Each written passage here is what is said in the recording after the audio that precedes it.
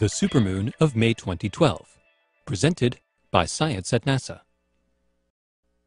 The full moon has a reputation for trouble. It raises high tides, it makes dogs howl, it wakes you up in the middle of the night with beams of moonlight stealing through the drapes. If a moonbeam wakes you up on the night of May 5, 2012, you might want to get out of bed and take a look.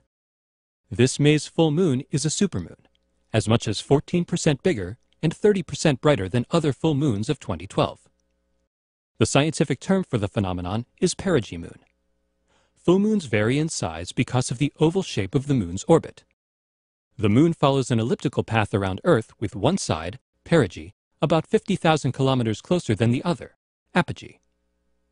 Full moons that occur on the perigee side of the moon's orbit seem extra big and bright. Such is the case on May 5th at 11:34 p.m. Eastern Daylight Time, when the moon reaches perigee. Only 1 minute later, the moon will line up with the Earth and the Sun to become gloriously full. The timing is almost perfect. Okay, the moon is 14% bigger than usual, but can you really tell the difference? It's tricky. There are no rulers floating in the sky to measure lunar diameters. Hanging high overhead with no reference points to provide a sense of scale, one full moon can seem much like any other. The best time to look is when the moon is near the horizon. For reasons not fully understood by astronomers or psychologists, low-hanging moons look unnaturally large when they beam through trees, buildings, and other foreground objects. On May 5th, this moon illusion will amplify a full moon that's extra big to begin with.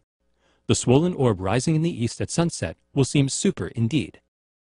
Folklore holds that all kinds of wacky things happen under the light of a full moon. Supposedly, hospital admissions increase, the crime rate ticks upward, and people behave strangely. The idea that the full moon causes mental disorders was widespread in the Middle Ages. Even the word lunacy, meaning insanity, comes from the Latin word for moon. The majority of modern studies, however, show no correlation between the phase of the moon and the incidence of crime, sickness, or human behavior. The truth is, the moon is less influential than folklore would have us believe. It's true that a perigee full moon brings with it extra high perigean tides, but according to the National Oceanic and Atmospheric Administration, this is nothing to worry about.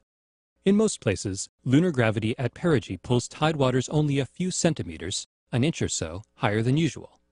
Local geography can amplify the effect to about 15 centimeters, 6 inches.